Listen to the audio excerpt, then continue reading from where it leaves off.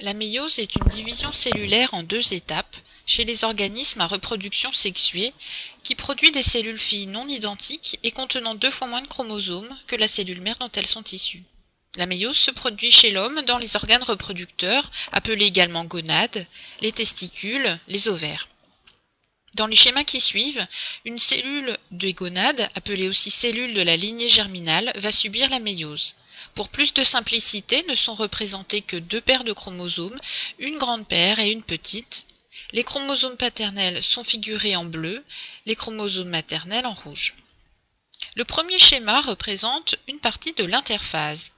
Les chromosomes ne sont pas visibles, la chromatine qui les constitue est décondensée et représentée ici sous forme d'un filament mince. On observe dans le cytoplasme un centrosome. Il formera plus tard, pendant la division, le fuseau de division indispensable au déplacement des chromosomes. Le matériel génétique, localisé dans le noyau, est séparé du cytoplasme par une enveloppe nucléaire. Pendant l'interphase, la cellule se prépare à la division à travers 2 événements dont les résultats sont ici représentés. Tout d'abord, la réplication de l'ADN. Tout le patrimoine génétique est recopié. Enfin, le centrosome est également dupliqué. Nous démarrons maintenant la première étape de la méiose, la prophase 1.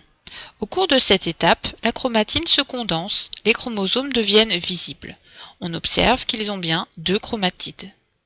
Sur le schéma, on observe que les chromosomes s'associent par paires d'homologues dans le cytoplasme puisque maintenant l'enveloppe nucléaire a disparu. Le fuseau de division se met en place et va progressivement s'accrocher au centromère des chromosomes. Lorsque toutes les paires de chromosomes ont été connectées au fuseau de division, un équilibre s'établit et ces paires d'homologues se positionnent sur le plan équatorial de la cellule.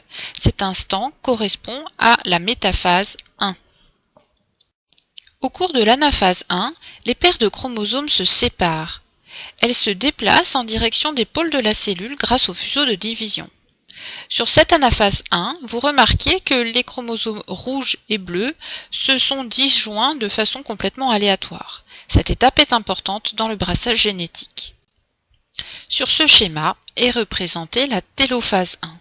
Les chromosomes homologues se sont séparés, les enveloppes nucléaires ne se sont pas reconstituées, les chromosomes restent condensés, mais on voit déjà 2 cellules filles qui ne contiennent chacune que 2 chromosomes. Elles sont donc haploïdes, la réduction chromatique a eu lieu.